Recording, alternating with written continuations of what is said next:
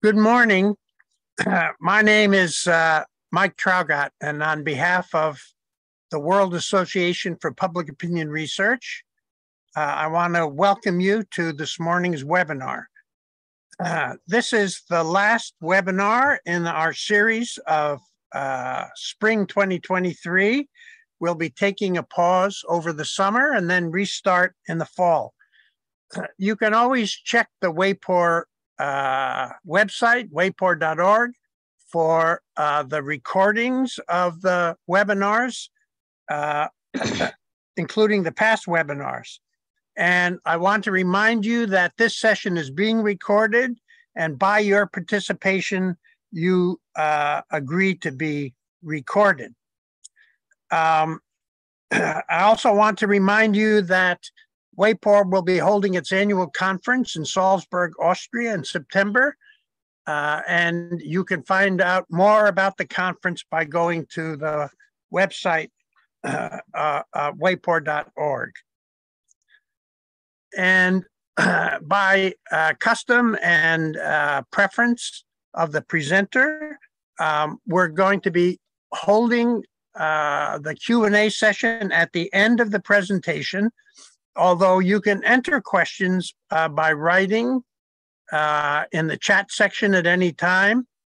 And at the end, during the Q&A, if you prefer to ask your questions audibly, you can raise your hand and then you'll be given access to your microphone.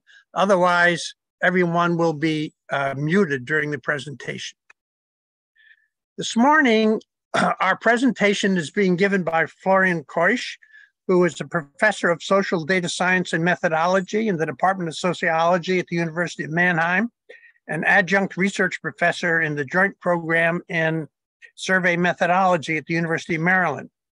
He's also affiliated with the Mannheim Center for European Social Research and the Collaborative Research Center program on political economy of reforms, as well as the Mannheim Center for Data Science and the Social Science Data Center at Maryland. In his research, Florian develops, implements, and assesses the quality of modern methods of collecting data for the behavioral and social sciences. In particular, he's interested in how to jointly collect self-reports, usually via mobile or web surveys, and passive measurement from smartphone and wearable sensors, online and device log files, internet search queries, and other digital traces to better study research questions on migration, employment, and inequality. We're very pleased to have Florian with us this morning. He's actually delivering his presentation from Ann Arbor, where he is visiting the Institute for Social Research. Florian, I turn the screen over to you.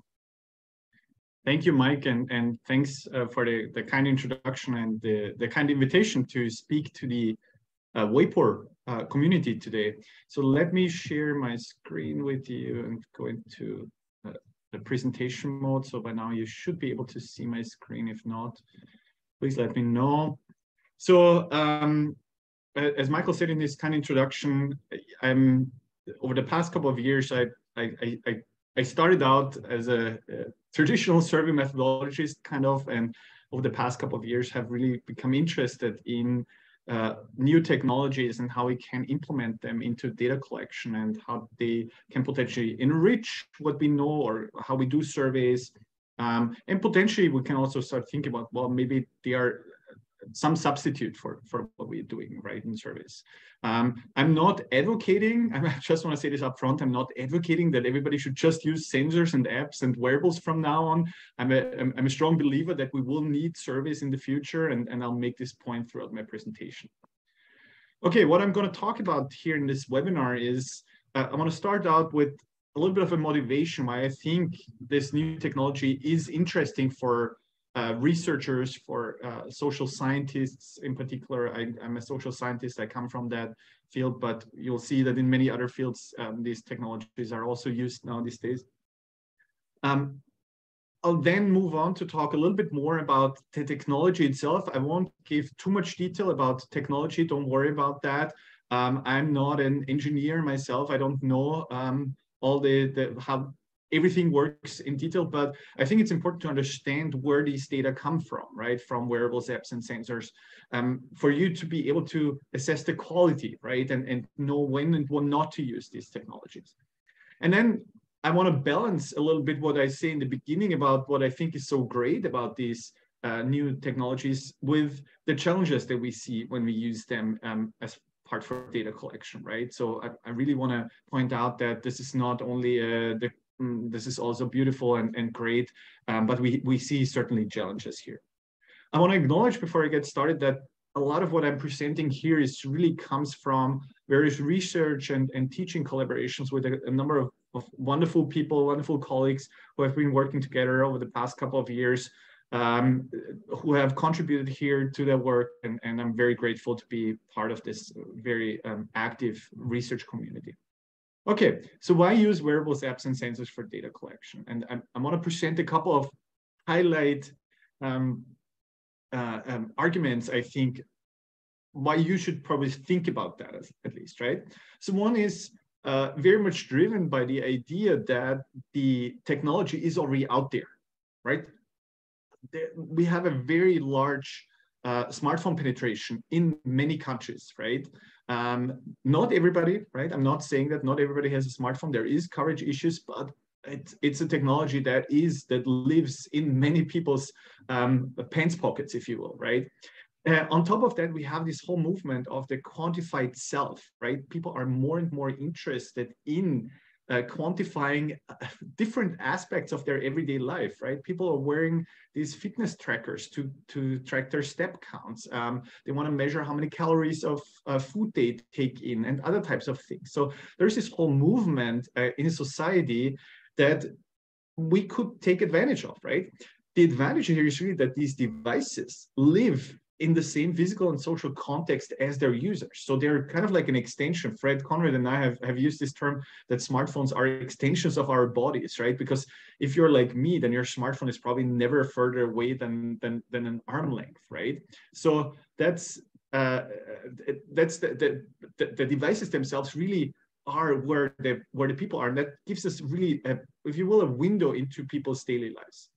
And that also allows us to move from rather small scale lab studies, what used to be to bring in people to labs where you have expensive technology, right, to really do this in large scale field studies, right? So that's number one. Number two is that many of these devices implement multiple measurement methods, right? Some of them are new, some of them are really not new, right? In situ measurement, if you think about EMA or ESM, ecological momentary assessment, experience sampling methods, where you push throughout the day short survey questions to people on their smartphone, for example, to answer them right away. But then on top of that, you have the passive measurement side of sensors in the background that automatically collects things such as location, activity. You might use the devices, depending on what device you use, might be a smartphone, for other active measurements, photos, videos, audio recordings. And in many cases, the smartphone itself can be a hub for third-party or third devices, right? The smartwatch, a smart scale that might then connect via Bluetooth to that device and then send data to the researcher. The data we get is going to be much more detailed in frequency and intensity of the measurement, right? We can do high frequent measurement, what's sometimes called intensive longitudinal measurement or passive measurement, right? Like at very high frequencies, things that we could never ask people in that frequency. It's much more fine-grained than our traditional longitudinal survey data. And it might bring in new types of information that just cannot be self-reported, right? Think about different stages of sleep or different types of behavior that if they would be reported in retrospect, it would not be, we would not get that type of information. A lot of that measurement might be really unobtrusive, direct in the background, right? And therefore might produce more accurate estimates than what we know from self-reports, right? Because we have less self-report, there should be less recall error, there should be less social desirability, and there should be less data entry error, right? If we now contrast this to traditional self-reports. This might also bring less response burden, right? We have to ask fewer questions to people, especially all the questions that have to do with and again, this is now maybe a little particular to people who are in communications research, but everything that happens on the smartphone, why would I ask someone how many calls you take and how many text messages you make, what you browse on the internet, what apps you use? That's much better to observe, right? Like directly from the phone. But even non-mediated behaviors, such as physical activity, sleep, movement, travel, so things that are not necessarily just bound to the device itself, can be measured with the technology that's built into these devices. And then on top of that, daily activities, food intake expenditure. I'll show a couple of examples later on. I want to already foreshadow a little bit, of course, that, well, just because we reduce that burden, there's other things that might be things to think about, right? There might be other burden in terms of consent, compliance, privacy issues. So again, I'm not saying that this is all a perfect world here. I already mentioned this, like moving out of like small scale studies that are happening in a lab to potentially really large scale data collection. Here's just two examples where multiple thousands of people were recruited to collect their data with smartphones or with accelerometer devices to measure things that with Selfreport would be really, really hard to measure, such as where they are in the moment and how they feel at that point in time, or their physical activity throughout the day. By the way, I have all the references that I cite here are in the back of the slides at the end of the deck. So once we upload the slides, you will have access to all these references as well.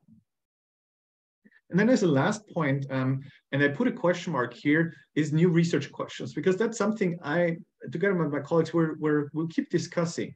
Well, potentially we might dare to ask questions that we haven't asked in the past, just because we were limited in our methodology. We're still debating a little bit of like, well, is it just that we now have better ways to answer quote old research questions, or might this new technology allow us to dive into research areas that we haven't really thought about before, right? And I think this is very exciting, and I invite you to, for your own research, think about, well, what could I learn through wearables, apps, and sensors that I was not able to learn in the past? Okay, what can we measure with wearables, apps, and sensors? And as I mentioned, I want to talk a little bit about technology. This is just a brief overview. I'm going to mention a couple of things that should hopefully, I would say, whet your appetite a little bit about like what you could do, start thinking about data collection with this technology. So first of all, there's really a plethora of devices now out there that have sensors built in there, right? Of course, we have smartphones. I mentioned them a couple of times, right? On the top left here, this is, as I mentioned, a hub that includes a lot of sensors, that includes a lot of apps, that allows us to directly communicate with our participants in a study. You can send them survey questions, you can call them, right? I mean, crazy idea, I know, I'm calling people for service, but you can do all that on one device. And then there's a whole market of other devices now that include sensors. And maybe I walk around here on this page a little bit with, like, you have these fitness trackers, right, that are very designated consumer-grade devices for people's step count, sometimes sleep measure, heart rate. Some of them are rather basic, very minimalistic displays, but still giving feedback to people. They're consumer devices, right? People use them because they're interested in their behavior, but we might use them for research as well. An extension of that is really what this whole market of smart watches, right? They're bigger, they have sometimes more apps built in there, right? But they're very close. They're somewhat in between, I think, between a smartphone and those more classic fitness trackers. And then we move more in the direction where we are more either in a very advanced consumer grade area, right? Like on the top right, you might have very specialized GPS trackers for people who do serious hiking or expeditions and things like that, or other things that are really almost have no consumer interest, right? Where you give people a certain device, basically, that has not much functionality for them, but allows the researchers to track data. A couple of research grade accelerometers, right? You see in the middle bottom here, the Gene Active, the Actigraph are really devices that are just designated for research. They have not much appeal, I would say, to the average person, but still they're used in research to measure people's physical activity. And then on the bottom right, you have a whole class of other sensors, environmental sensors that can be deployed. I'm not going to talk too much about them, but bear them in mind when you think about where data can come from. Let me start out a little bit again from smartphones, because I think those are the most complete devices in terms of what they offer researchers here, right? And I'm showing you this graph, and don't worry, you're not supposed to read that. It's a graph that Dalshimskaya and I have been developing just to show you the evolution actually of smartphones over time. And what we show here specifically is the Galaxy S series that started out in 2010 and had 6 sensors built in there. And the 2022 device had 17 sensors. So it tripled the number of sensors that are built in there. So meaning that not only the screens are getting bigger of the smartphones, but the functionality and the technology built into these devices is also growing. And any smartphone these days, even the relatively cheap ones, include really a large range of sensors. And I'm sure you're aware that your smartphone, of course, has a microphone. That's how you do phone calls again, right? But maybe you weren't aware of all the other sensors that are potentially built in there. Did you know that you have an accelerometer, a gyroscope? Most people don't even know what that means, right? The proximity sensor. Anyway, I'll talk about a couple of these technologies in a minute, but what I want to point out is that the interesting part is not so much an individual sensor, but usually a group of sensors, and the information that can be extracted from them will lead us to understand something about the device, and as an extension then about their user. Think about location, of course, right? We have GPS, but then there's information that comes from Wi-Fi, from the cellular network about a location. I mentioned physical activity. There's a group of sensors, the accelerometer, the gyroscope, the pedometer, sometimes even a compass and the barometer, that are used to infer what type of physical activity someone is engaging in. You might learn something about the ambience, the environment in which someone is, through the microphone, the light sensor, or the proximity to others or other devices or other technology in terms of using the Bluetooth or NFC, right? So let me unpack this a little bit. And again, let me talk briefly about technology. Again, I promise I'm not going into much into detail, but one thing that is very prominent now, and a lot of people think about when we talk about sensors, is geolocation measurement, right? And geolocation measurement can come roughly from 3 different sources. The most prominent one, I think, is GPS or GNSS, some type of a satellite-based geolocation system, right? Where the idea is that you need for GPS at least 4 satellites that have contact with a device to basically estimate where that device is. And the newest technology is really precise, right? In an unobstructed field, you can pinpoint someone within 30 centimeters where they are located, right? That works without cell phone connection, without internet connection. It's just the GPS technology itself, right? However, limitation here is it performs worse in urban canyons, what's called urban canyons, so where there's a lot of high-rise buildings, indoors and underground. So the technology has a little bit of a harder time getting through concrete and steel. The technology is better, getting better as we speak. But the other thing that we see here is GPS is also very battery drained. So as an alternative, and I'm putting up here a picture of Mannheim because that's where I'm usually located, is that of course we have the cellular networks, right, in at least for smartphones, but other devices that have a cell phone connection, right? And whenever you are in the area of within 3 cell towers, you can pinpoint where the device is, right? So again, this is independent of GPS, but through triangulation, you can estimate where a particular device is at the moment. And of course, this doesn't work if there is no cell tower. So if you're out somewhere in nature, potentially there's less of a cell phone connection, there you would rather rely on GPS. Finally, and that's something many people don't know, is that Wi-Fi networks allow us to also learn something about where someone or where a device is in space. There's a number of companies that maintain lists of Wi-Fi networks. And I don't mean Wi-Fi networks that are just open access, let's say in a coffee shop where you don't have to log in, or a public Wi-Fi network that a community has, but any Wi-Fi network. So think about if you walk around a city, for example, and you look on your phone will pick up all the Wi-Fi networks that are around you. Your phone is not connecting to them, or in the sense of that you're logging into their Wi-Fi network. It's just picking up that information that's there. And then basically retrospectively matching that to this maintained list of where Wi-Fi networks are. This allows us to track people where they are. And that actually helps a lot with urban canyons or indoor tracing. That's much harder with GPS and cell networks. So in many cases, long story short, there's going to be some kind of like a hybrid positioning system where different technologies work together.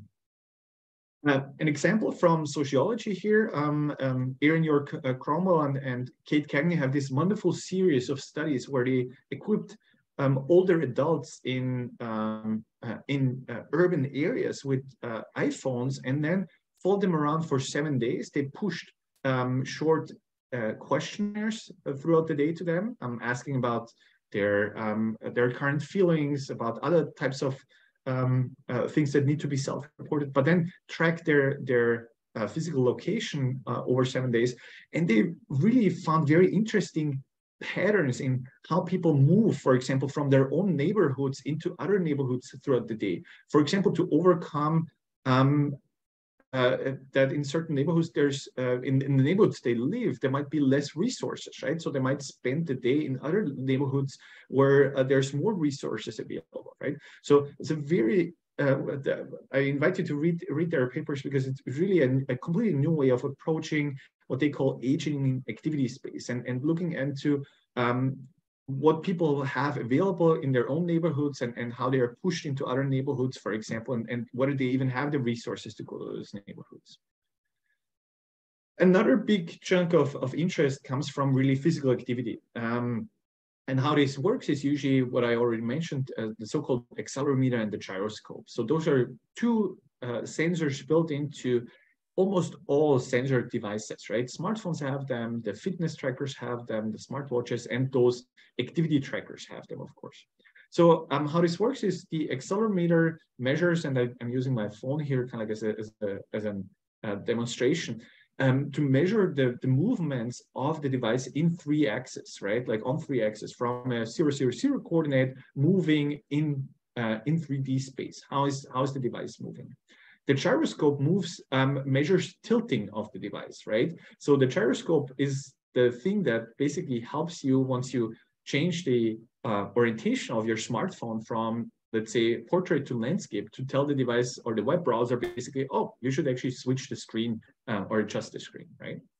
So the information that comes from these sensors is then parsed, and this is basically analyzed and matched. And in very lay terms, I mean, there's a whole machine learning algorithm behind that usually, right? And training data and things like that. But basically what happens is that certain patterns of movements of a device are classified as belonging to a certain category of behaviors, such as, well, that particular behavior looks like you took a step or multiple steps. So that will then be classified as a step, will go into your step count, will be classified as, oh, during that time, potentially this person was walking or sitting still or was in a moving vehicle because a certain type of acceleration was measured, right?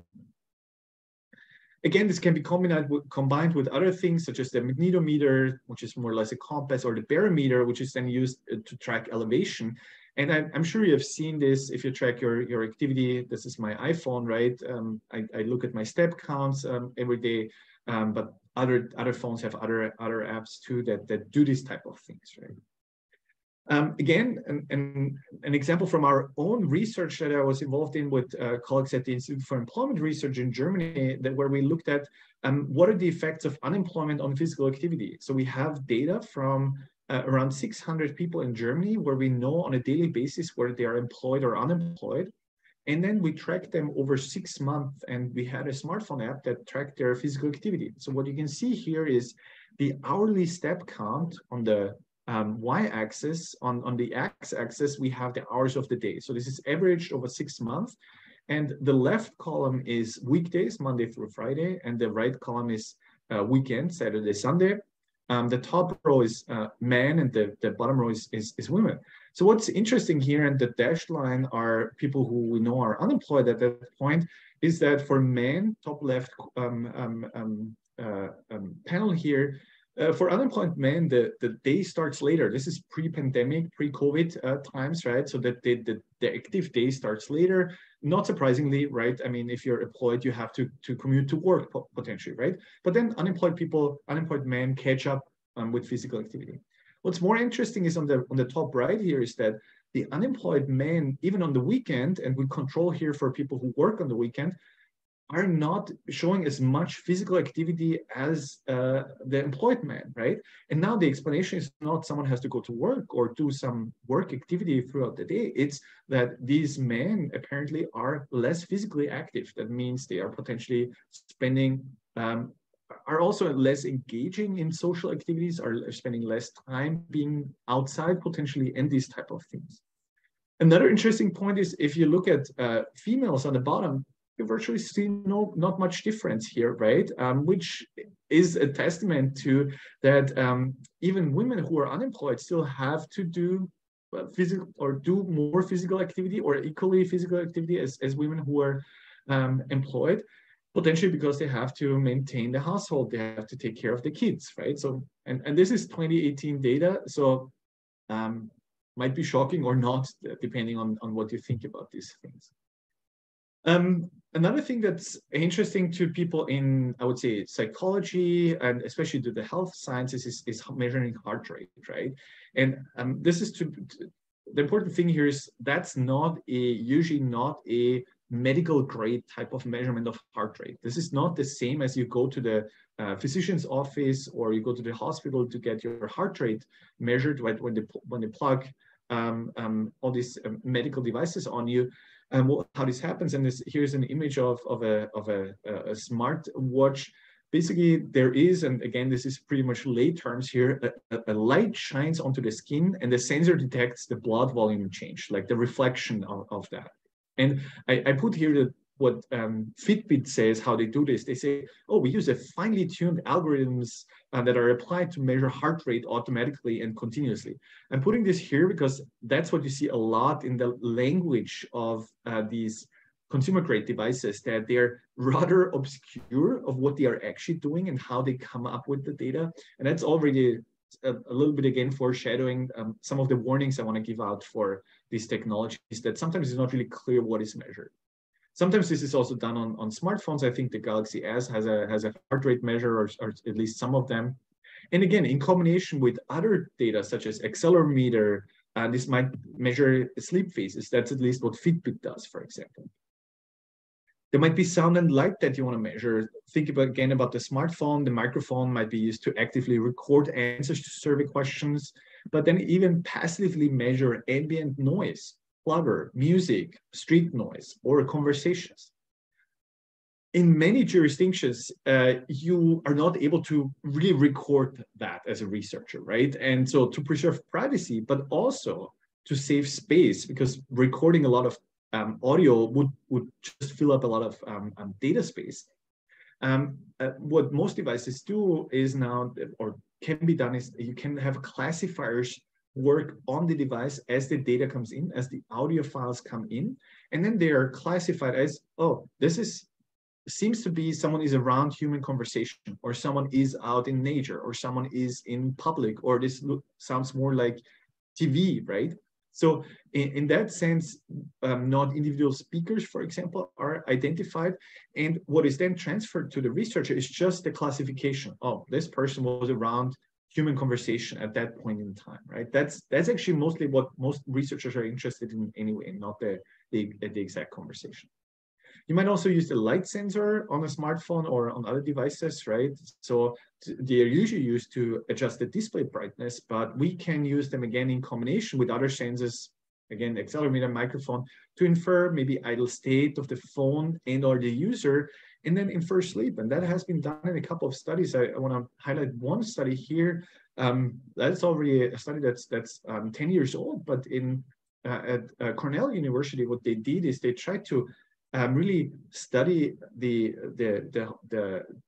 academic term and the variations that happen on the student side throughout an academic term, right? So they use a combination of smartphone measures, smartphone inferred sleep, smartphone inferred co-location with others, smartphone inferred conversations with others, and then also asked the participants, the students, to self-report things such as stress levels, right? And they found that students who sleep less, who interact less with other students, who have fewer co-locations, are also the ones who are more likely to be depressed, right? So again, substantially very interesting findings. I invite you to look at that paper because it's really, I think it's very impressive of the type of like technology and how they implemented this and how they set this up together with self-reports to learn something in a longitudinal way about a semester of studies. Another group of sensors have really to do with proximity of humans to each other, but also proximity of humans and devices to other devices. I want to mention Bluetooth here, right? This is a short-range communication system that works up to 30 meters. I'm sure you have seen this or used this, right? Hands-free devices in your car, for example, audio speakers, printers, and all these devices that I put up on the top right here that have to do with like healthcare. For example, I have a Bluetooth scale, right? When I hop on that, it automatically transfers my weight to my watch and then to my phone. And in many cases, this smartphones are again a hub that transmit then the data, because the Bluetooth devices sometimes themselves don't have an internet connection, they don't have a cellular connection, but they speak to other devices. And then usually the smartphone is the device where basically then the data is transferred to a researcher or to a platform, right? And this can be heart rate measurements, temperature, blood pressure, with all these technology, healthcare technology devices. There's also what's called beacons. These are small Bluetooth transmitters. And I put a picture here of a supermarket because that's what's sometimes used in supermarkets or in shopping malls, either in combination with Wi-Fi or as a substitute, basically to track where shoppers go, like about their route in a store, for example, right? Because it picks up whenever a person with a smartphone walks around and the Bluetooth is on, it picks up that there's a device walking around, right? So this can be done, and I've seen this being deployed by researchers in neighborhoods, right, to measure where people go, for example, and how many people are in a certain area. This is also used to track how many people are in areas where there's a lot of people, like stadiums and like concerts and things like that.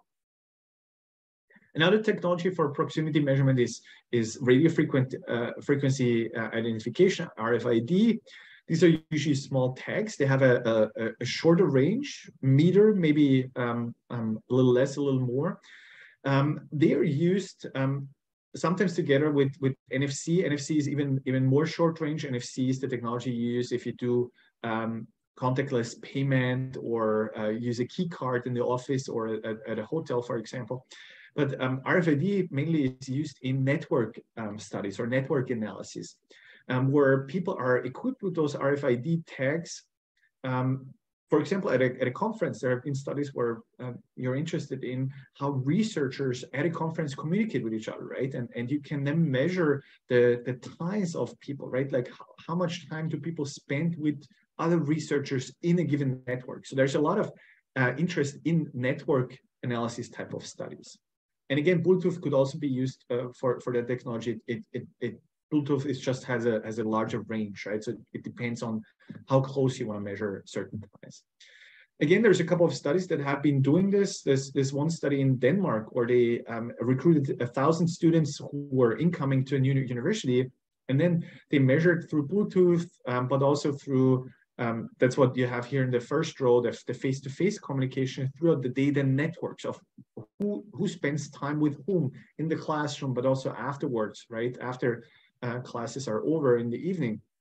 But then also measured things such as text messages or calls, even social media communications between people. And then on top of that, asked people to self-report certain behaviors. So again, there's a lot of research going on if you're interested in network analysis. There's a field that's called digital phenotyping, thinking about everything that happens on the smartphone, every smartphone mediated behavior, activities inherent to the functions of the smartphone, such as phone calls, text message, app use. I already mentioned this. Why would you ask this, right? This is much more reliable and valid to measure the logs that people leave when they do this on the phone, right? There's different technologies that works. If you use just basic logs, you will see the number of phone calls coming in, going out, the number of apps that people have, what they're using. What you can't see is what happens inside apps, right? That's also a limitation here. But there is certain ways you can get around this. I invite you to look at a company called Nomura's, who have developed something where you can look into apps, or there's a human screenome project run out of Stanford University that works with a different technology, where people are trying to also understand what happens within apps, right? So that's just a little side note here. Also, I want to mention that it makes a difference what type of phone people are using, mainly whether people have an Android type of smartphone, a Google phone, or an Apple phone, iOS. iOS usually is much more restrictive in what type of measurement is allowed, which is again a downside. Again, how is this used in research? Especially psychologists have really jumped on that, but also media and communication researchers, of course. But here an example from colleagues in psychology who have compared or who are interested, can we predict certain personality patterns from how people use their smartphones, right? Basically, they had people respond to the Big Five inventory and then track their smartphone behavior over a number of days, and then just look at things such as communication, social behavior on the smartphone, what music and the type of music and the number of music songs that are played, what apps are used, how mobile people are. And they were able to really predict certain types of personality patterns. Extroversion, for example, is one that has a high predictability here, right? So again, those are things that researchers have been using here. I think one of the last groups I want to mention here is really taking images, again, mainly using smartphones here. Here you see a picture of my colleague Bella Suminskaya, who has shared this with me. She has worked on a couple of projects where people were asked to take pictures of themselves, of their surroundings. There's researchers who have asked people to take pictures of receipts to measure consumptions. You could also ask people to record videos, barcodes. So there's a range of things you can do. I want to again highlight some research by colleagues in the UK. Anna Diakle, Alex Mentz, and others have been really looking into, can we substitute traditional spending diary, consumption studies with this technology, right? And they looked at, well, what do we traditionally report or see in this longitudinal consumption spending diary studies, and compared us to an app where people were asked to scan and or directly input some of the data on the app. And I want to highlight two examples here. On the left hand, you see for the category of clothes and footwear. And the blue line here is what traditionally is measured, and the red and the green line are the app that has just scanning or scanning plus direct entry. And you can see almost all of the spendings that you would see in the traditional diary study is also reported in that way, where people are scanning actually receipts, right? And that's a much faster way for participants to do that, right? Because then through image recognition and image to text, right? You can be able to just extract that information instead of asking people to self-report that. The downside is certain categories, it works not that well, right? And this is on the right-hand side, the category socializing and hobbies, where a lot of the spendings are apparently not reported in the app. And that makes sense, I think, right? If you think about like going out for, let's say, mini golf, right? You don't get a receipt, right? And there is nothing I can scan or take a picture of. So there's certainly, it doesn't work for everything. And then, of course, and I said this in the beginning, I still think that self-report is very important, right? And will keep important. And I think that the smartphone is really an interesting device because, again, it can connect to all these other sensor-enabled devices, but it also has the capability of still asking for self-report, right? You can do traditional diary studies, and a lot of the large-scale diary studies are moving to an app or web browser-based format, where time use, expenditure, food consumptions are now collected in these apps because people have their smartphones with them. You can ping them, you can remind them more easily than you would do in other technologies. But what has really been grown exponentially over the past couple of years, as I've seen, is now this ecological momentary assessment, or sometimes called experience sampling method, where you are ping people throughout the day multiple times and ask them, for example, objective measures of what are you doing right now? Who are you with right now? Where are you right now? Plus, or subjective states. How anxious are you right now? How stressed are you right now? So things that you want to measure throughout the day to really see variation, respondent variation throughout the day, right? This intense measurement. And bringing this back to the to a combination with sensors, you might trigger these EMA questions either on a time basis, on a geolocation basis, or an event basis. I want to show you a couple of examples.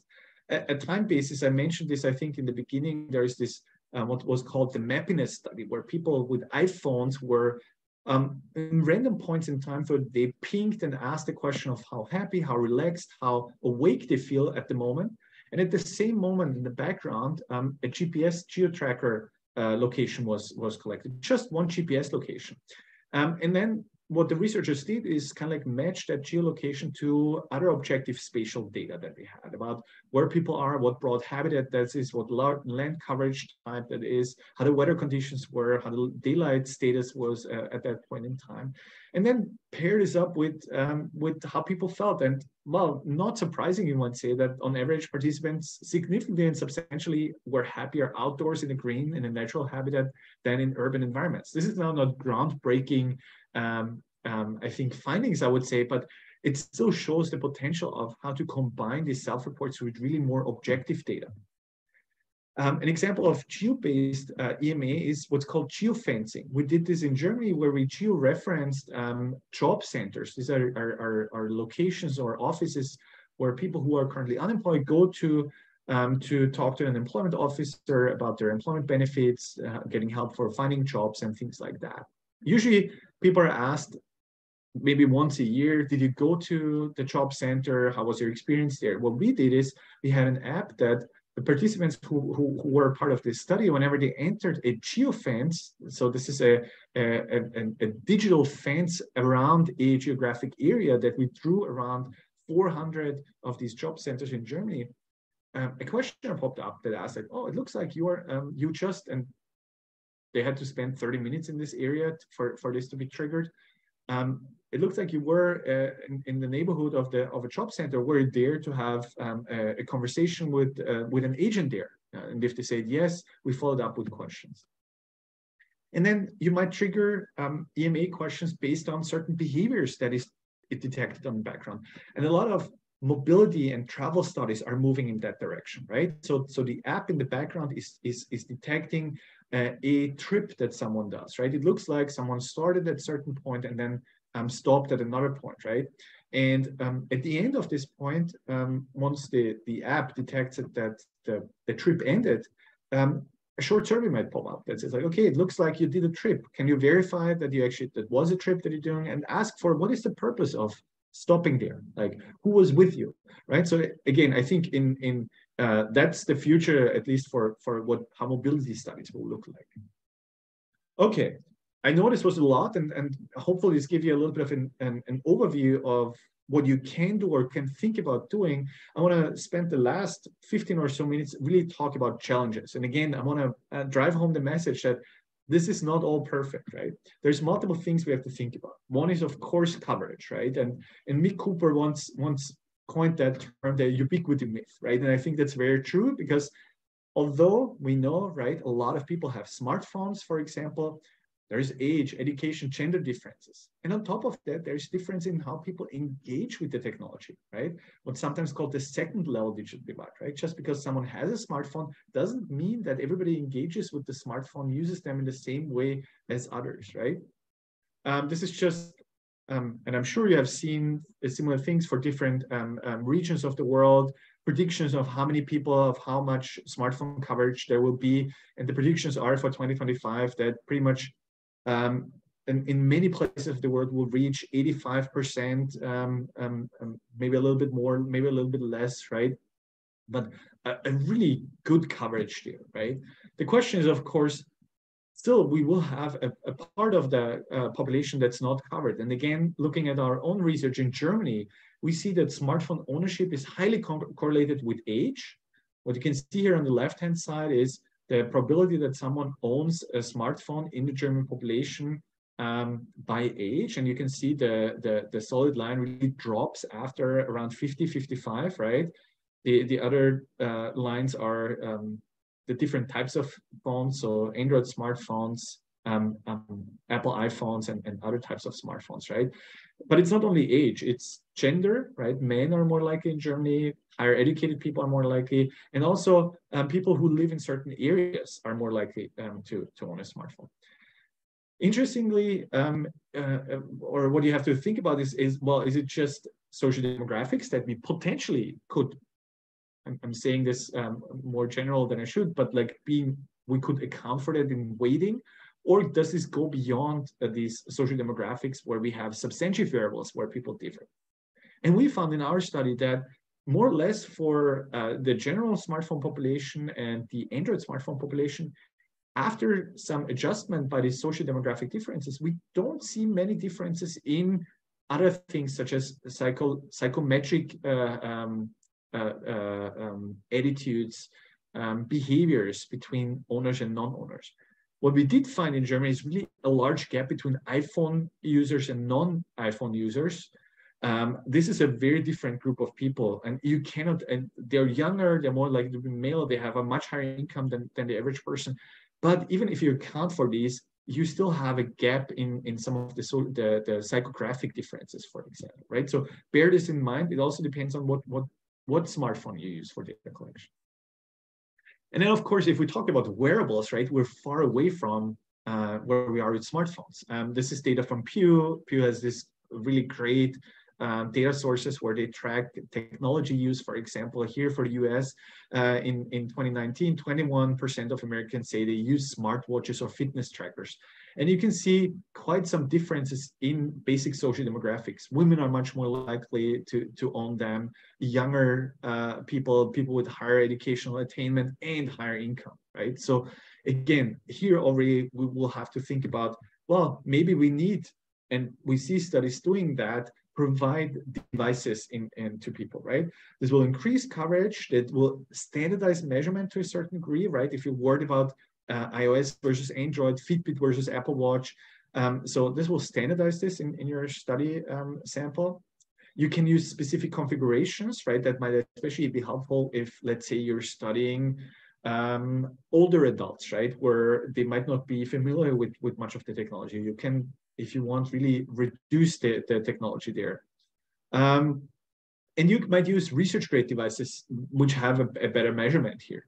Of course, there is some cons to that. Well, I hear more and more research organizations refraining from giving out devices and calling them back again since COVID for potential health concerns. There is a lot of like cleaning that needs to be done if you do this in batches, right? Send out devices, have them sent back, send them out to the next group of people.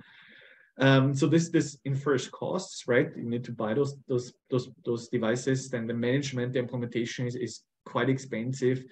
And then if you give a device that people don't usually use, you have to ensure compliance, right? And that might be a problem that people are just not willing to carry around 2 devices, for example, right? And then on top of that, I'll talk a little bit later about reactivity as well. Second point, of course, non-participation, right? And this is whenever I talk about this, people asking like, well, are people even willing to do that? Are people willing to download an app to their phone that tracks them? Are people willing to wear a device around their neck, right, that tracks geoposition, for example? But not only willingness, also think about ability to use certain technology and adherence to the study protocols, right? We have done a lot of research around that to try to understand really what are the mechanisms for non-participation, really looking at ideas that come from survey methodology, right? Like, why are people participating in surveys or not, right? We see, of course, incentives increase the willingness to participate in this type of studies, but there is also a limit to that, as same as we see with survey participation. There, you cannot just throw money at people, right? It's not going to make everybody participate. Also, people have tried to do bonus incentives. So the more data you give, the more money you get. That didn't really help in many of the studies. What seems to be helpful is really explaining to people or giving people agency, a control over their data collection process, right? Like giving them more access to their own data, but also giving them more control over what data is transmitted to the researcher and what data is not transmitted, right? A blanket consent doesn't work anyway for most of the IRB requirements, but the more you can help people like understand of how much control they have over the data, that seems to increase the willingness to participate. We see, similar to what we see in surveys, that the sponsor plays a role, right? In our studies, we see that universities, again, this is limited to Germany, and I think we've seen studies similar to that in the Netherlands and the US, where people trust universities more than they trust market researchers and statistical offices, for example. We see that technological skills, in our case, smartphone skills, played a big role, right? The more people were familiar with the technology, the more different things they were doing, the more likely they were to download a certain app that tracked that, right? Also, prior experience played a role, right? And then you have the traditional social demographics, education, age play a role in willingness of people to participate. Again, also thinking briefly about non-participation with loaner, also wearable type of devices. Some of them might be uncomfortable to people. And these are pictures here from Veritopol, who is now at CBS, the Statistics Netherlands, where they tried out different things with wearable devices. You not only have to think about the general consent rate, but also about compliance throughout the study, right? That they keep participating all day, all hours, that if they take off the device, that they put it on again, that they charge the device, right? So you have to think about the whole kind of like procedural things there to make people stay engaged and provide data throughout the study period. Of course, that also leads us to privacy and the ethics discussions, right? So what concerns do people have thinking about, I don't like that term, but it's always brought up, the privacy paradox, right? That people seem to be saying that they are concerned about their privacy, but then they're sharing everything on Facebook, right? That's a very extreme case. But I'm a little skeptical about this privacy paradox. I think we as researchers have it actually much harder than Facebook, the Facebooks and the others out there, because we don't have an inherent kind of like motivation for people to give the data out, because they don't get, I mean, on Facebook, you get back that you can connect to your friends or your families abroad, right? So that's the incentive for people. Our incentives have a different structure, right? So I think it's unfair to compare these. But what we see really in our research is that many people express concerns about the potential risks that are related to this sensor data, right? We see that higher privacy concerns and security concerns really correlate with low willingness to participate in these type of studies. Here again, from our own research, what this graph shows you is just that depending on what type of technology you use, people have different types of privacy concerns with that, or concerns about how the data is going to be used, right? So if we ask people about their concerns for smartphone usage, like tracking really what people do on smartphones, we see in multiple studies in Germany and Austria that we did, that people are very concerned about that. You see a lot of red there. GPS also increases concern, but then and much more concern than when you self-report data through an online survey, for example, right? So this whole thing, and I could talk for hours about the consent process and the IRB approvals you have to go through, and the informed consent things, like we in some of our studies, and I have a couple of papers in the back that you can read up on how we go about this. But this is something, if you do this type of studies, you have to tackle very early on, not wait until the last second. You have to talk to the to the legal department in your organization, to the data protection officers, right? You have to think about what are the requirements that you have in terms of GDPR if you're in Europe, or other regional legislative requirements here. And then this, again, this consent and the legal issue, the privacy issue has both like an ethical component, what should we do, like what is okay to do, a legal component, but a technical component, right? What can you collect? How can you process data potentially on the device so that less sensitive data is only transferred and the very sensitive data is actually not leaving a device, for example. And then the final point I want to make here is really the measurement, right? So again, as in the outset of my presentation, I talked and said like, oh, this is so beautiful because we can measure a lot of things much better than from Selfreport. But now really here comes the big warning. It is very tempting to assume that by removing human cognition, social interaction, right, that we know from Selfreport, social desirability, forgetting, right, which are issues in Selfreport, but just having passive sensor data collection, that we completely eliminate all measurement there. This is far from the truth, right? I mean, I have to say, we learned this the hard way when we started doing this. We were very naive. We thought like, oh, this is going to be perfect data.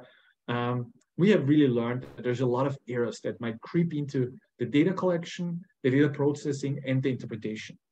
Again, I want to close here by showing you just a couple of examples to give you an idea of what the things you have to look out for. Errors can happen because the sensors work differently. Well, there's differences between different sensors, different technologies.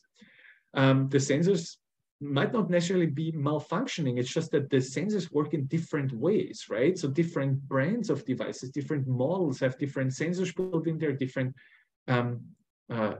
evolutionary stages of sensors built in there. And there's, what I want to say here is not one sensor or one device is per se the best way of measuring something. It really depends on what you exactly want to measure here. Geolocation is a very good example, right? Are you interested in the exact path that someone walks? Or are you interested throughout the day? Well, maybe I'm interested in about what neighborhoods people spend their day in, or about what distance people traveled, right? If you want to measure the exact route, then just relying on GPS can be problematic. You see here on this little image that this is colleagues in Germany who did a little bit of a tracking people, tracking themselves on the campus, right? And the blue line is the GPS, right? And that is not very informative if you want to really see the exact route that someone walked. So they developed a method where they combined GPS with other technologies, and that gave them a much more precise way of measuring that. But that's only interesting if you really want to measure the exact route that someone walks. If you're interested in, again, well, maybe you want to measure the absolute distance of the furthest points into days. Maybe it's okay to measure GPS every 30 minutes or so in a day. And that gives you an idea of how people spend their day. Then think about device handling, right? People use those devices in everyday life. And I really like this image here. A colleague in computer scientist in Mannheim did this. They put the device on different places on the body of a person and just track them, what type of information in terms of their physical behavior, physical activity they get, right? And depending on where people wear the device, you get different readings. And there's differences in how people wear their devices. We found in our own studies that men, for example, wear their smartphone, are more likely to wear their smartphone in their pant pocket than women who carry around their smartphone more likely in a purse or a backpack. So you might have different movement behaviors and therefore different inference of like what type of behavior is done.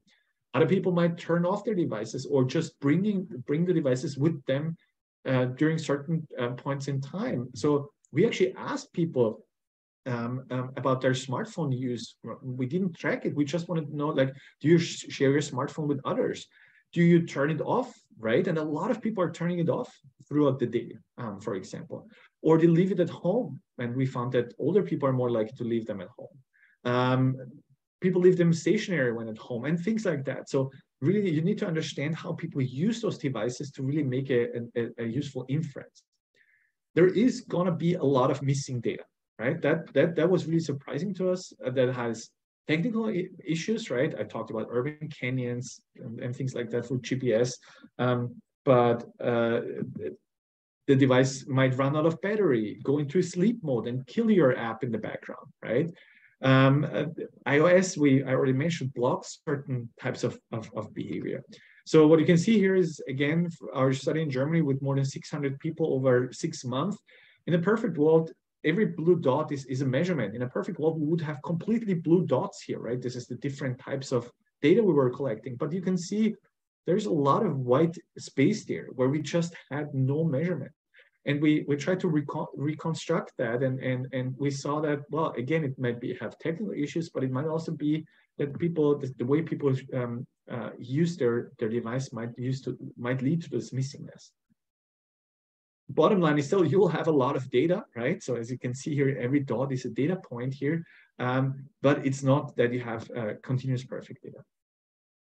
And finally, providing feedback or measurement reactivity. I mentioned this briefly, and again, this little GIF or GIF, however you want to pronounce this here, is not really related to research, but apparently this is a device where you can put your phone in and it moves the phone in a way that it increases the step count. And apparently this is done because some insurance companies now want to get this fitness data from people and adjust their premium based on that. So basically this is cheating your insurance company, saying, oh, I'm super active. Instead, I'm sitting just at my desk and moving this phone around.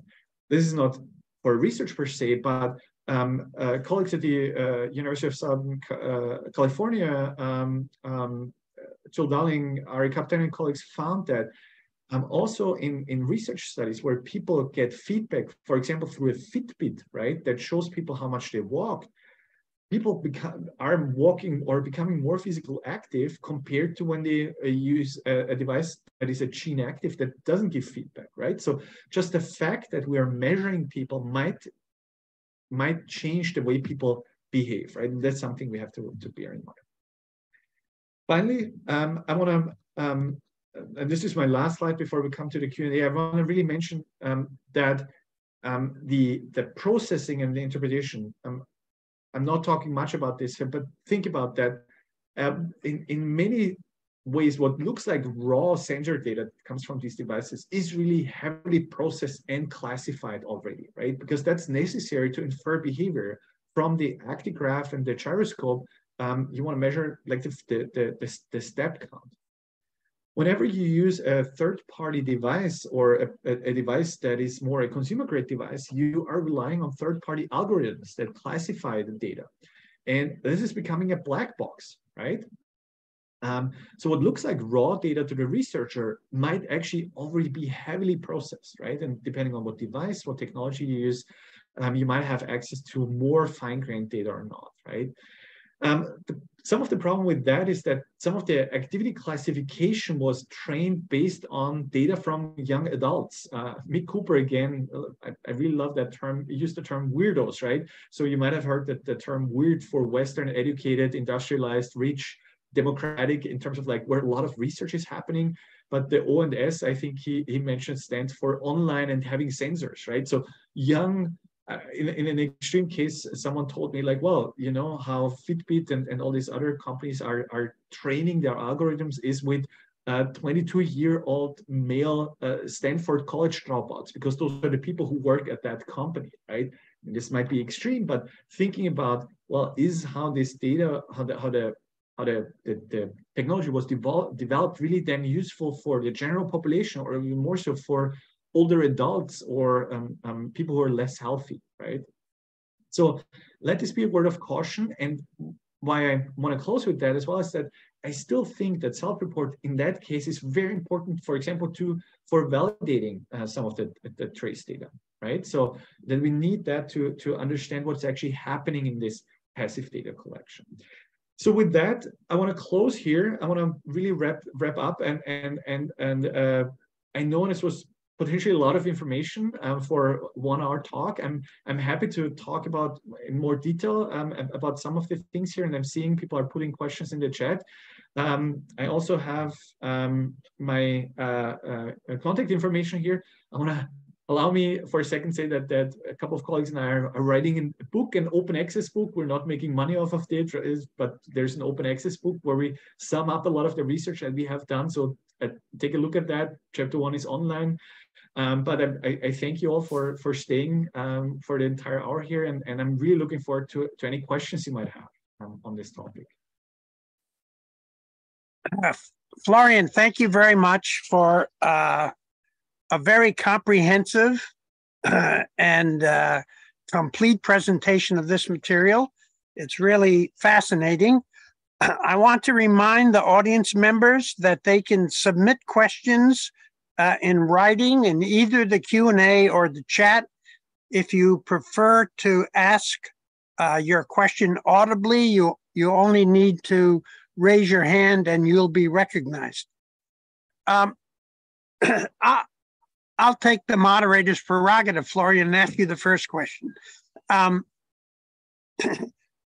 One thing that's implicit in your presentation is that there are a lot of different sources of information, and that obviously this kind of work requires some kind of data assembly and integration, whether it's only the remote data or whether it's some kind of mixed mode or hybrid design that involves surveys as well. Can you say a little more about these problems of data assembly, or if there are problems of data assembly and integration in order to conduct this kind of research? Yeah, thank you. No, this is an excellent question. I saw there were already a question. I think that when somebody in the same direction, the question always get like, okay, what app, what technology should I then use to really implement this study like that, right? And I think that's a key question. And my answer to this is, unfortunately, we're not I think we're moving in a direction where these things will become easier, right?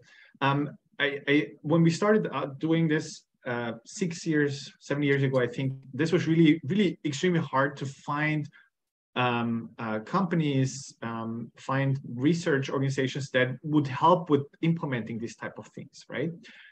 Fortunately, now there's a growing market on, let's say, I think there's a lot of technology coming from the EMA type of world, right? Where there's apps that the basic thing they do is ping people for self-report, and in the background then also collect more data. So I think it really becomes more of an issue, I would say, the more different technology you want to have, right? And what I've seen with the large-scale studies is that they really have built their own systems for this type of things, right? So, I mean, some have used existing systems. So I've seen people who have started from, let's say, Blaze, for example, right, as a technology they have been using before in their organization, and have built components into that to integrate the data.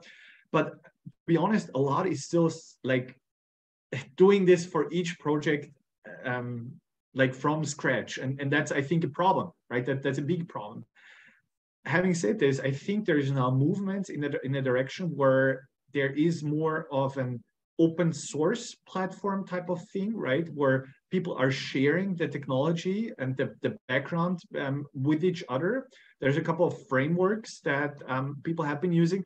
I don't have this in my slides, but I have a slide, a collection of links and information for technologies, for platforms that people can take a look at. It really depends on how comfortable you are with programming, with engineering. Some of them are kind of like off the shelf, but then they are very basic in the sense that you cannot really, they're limited in terms of like the manipulation you can do and what exactly you want to have, right? And then there's all these open platforms, but then you probably need a programmer in your team, or you need to hire someone who can arrange the technology in a way that it really collects the data in the exact same format and specification as you want this, right? So there is a whole range. Again, I'm happy to share a little bit more information on the slides. It's not an easy question to answer, but I get this all the time, like, okay, how should I go about this? How should I get started? But it's a very important thing that before you do this, think about this. And to wrap this up, I think my ideal, I think I come from a world where we when I started out doing web service, this was also like, oh, we all need to become programmers to program web service, right? And then all the Qualtrics and SurveyMonkeys of the world popped up, right? And made it easier. So maybe in the future for a lot of this technology will also be a research component where it's like, oh, even as a researcher, I don't have the technological advancement to program these things myself. There is a platform out there that helps me specify exactly what I need, right? That would be my dream in the future to do this type of things. But one implication of this is that this area of research is no longer single researcher kind of work, that it involves teams and collaborators.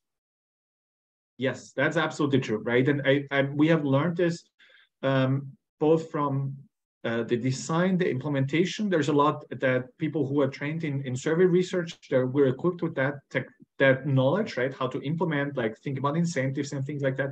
But then you need to know the technology.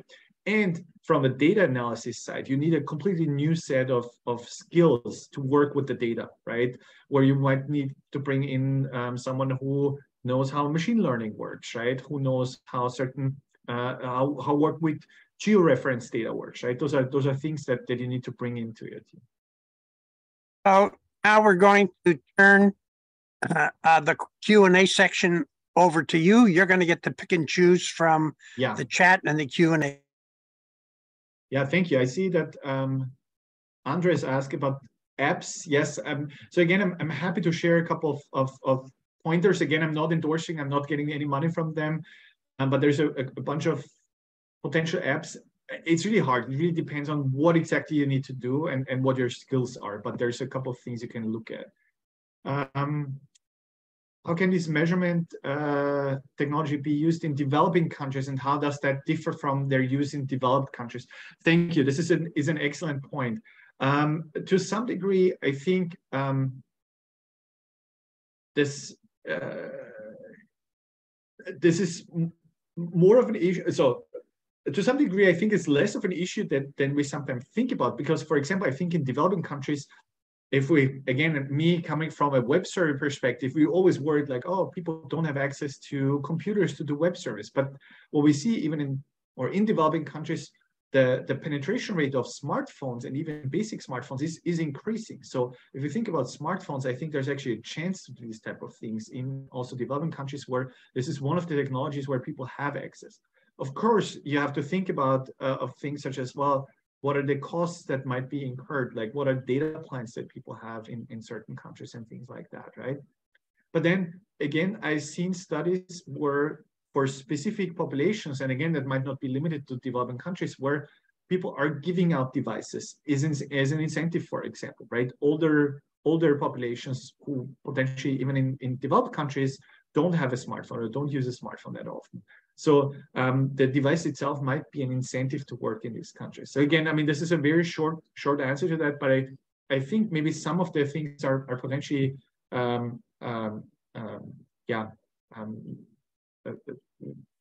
not that big of an issue, right? In chat, Constance raised the point of families sharing a single device. Yeah, sharing a device. How would you think about using the measures in contexts where people share phones? Yeah, very good question. So we were worried about that too. And I showed this very briefly, did a study in Germany again. We found there very few people share the devices. At least they say they share the devices, not a lot. What they don't share the devices with is for phone calls. So it seems like that the smartphone is a more, as far as we know, a more individual device. Again, Germany, right? But still, for example, what is in Germany is what happens a lot is go to a German restaurant where you see families with kids, and what do parents do if the kids don't want to eat anymore or start doing it? They hand over their phones, right? Or go on the train and they hand over the phones and the kids start playing with the phone, right? So all of a sudden you don't measure what the parent is doing, but what the kid is doing, right? So that alone is something that's interesting. And what we do with all our studies, always we ask people in retrospect whether they shared their phones or their devices with others, just to have a control. Again, self-report, very important, because we don't see this. Just if we look at the passive measurements, that we at least catch that and then take this with a grain of salt, whether people are, whether this is really a one-on-one match between the data that we have and the respondents.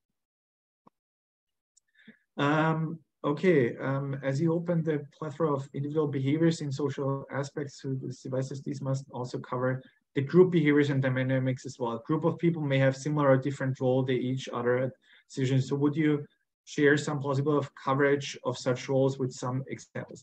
Yes, I think that's actually very interesting, and I think there is some interest and there is potentially a chance to really expand this from individual behavior to group behavior. One thing I mentioned was really in this kind of like network studies where you know what role people have. Again, you need self-report for that. So I'm thinking about two types of studies. One is kind of like more, let's call them general population type of studies, or studies where you recruit people and the people themselves are not connected to each other, right?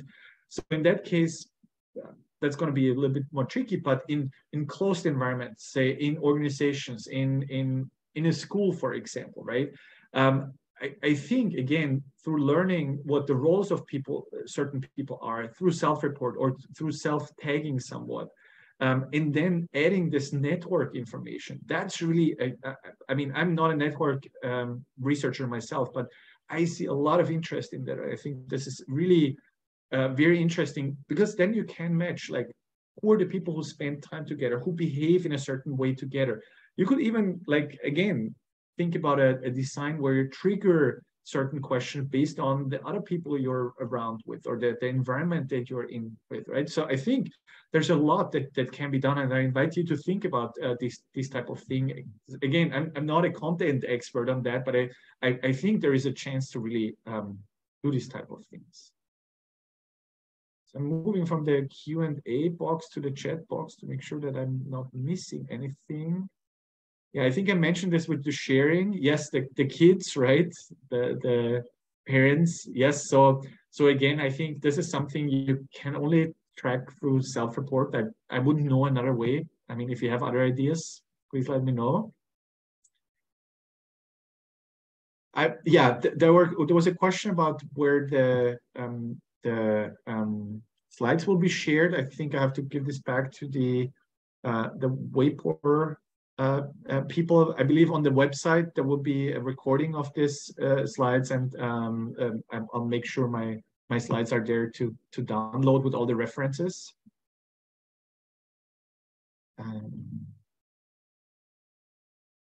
Yes, there was another question about the sharing.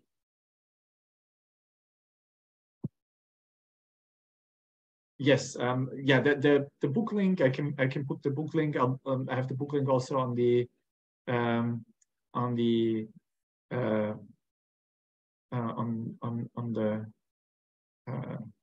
slides that people can download. Can AI assist in generating data once collected? Well, I'm not an AI expert. There's of course a lot of talk, and I think, well, a lot of the technology is what some people would call already AI. It includes some type of machine learning, right?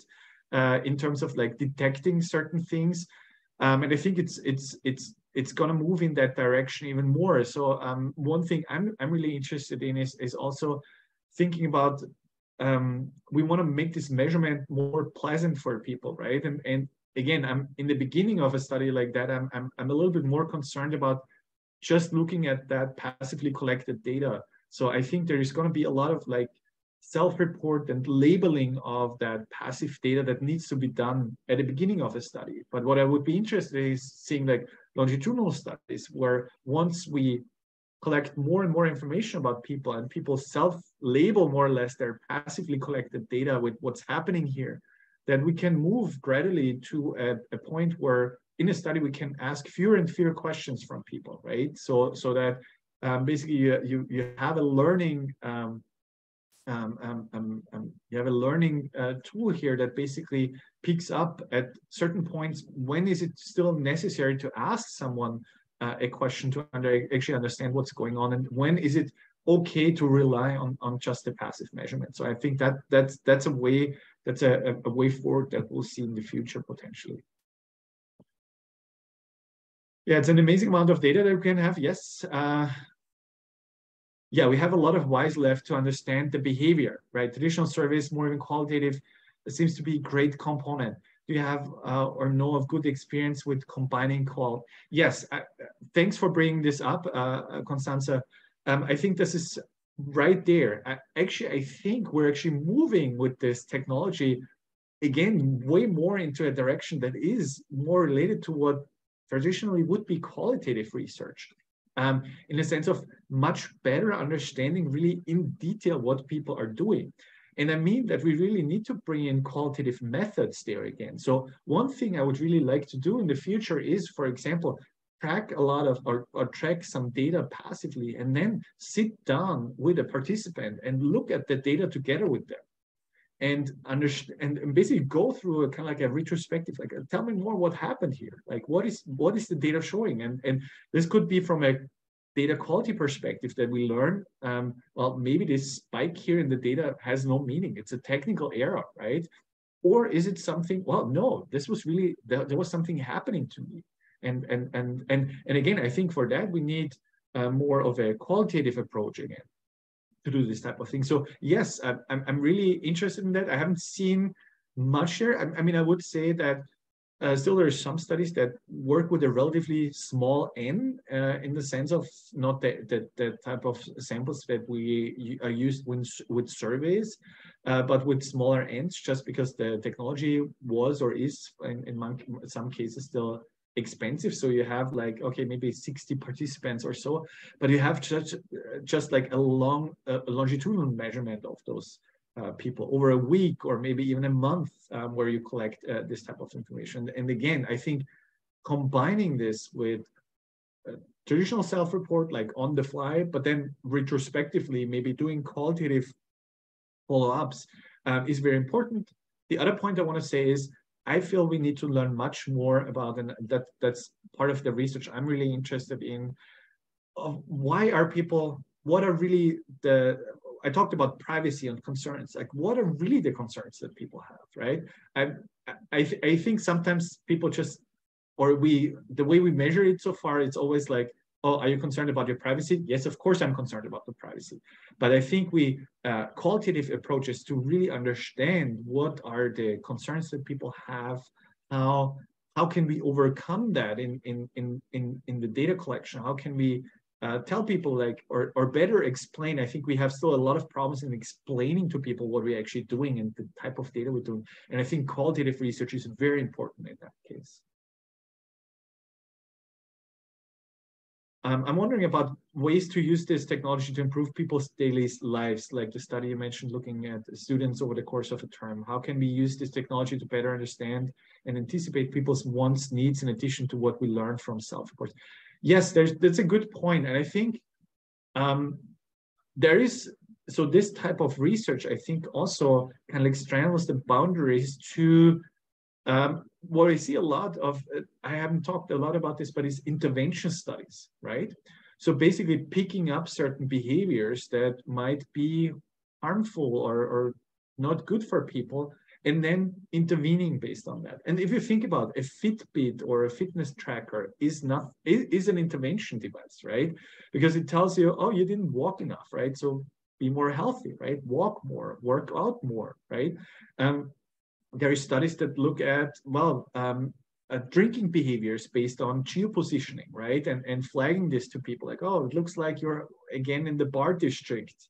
Make sure you don't drink too much tonight, or make sure you get a cab on the way home and don't drive, right?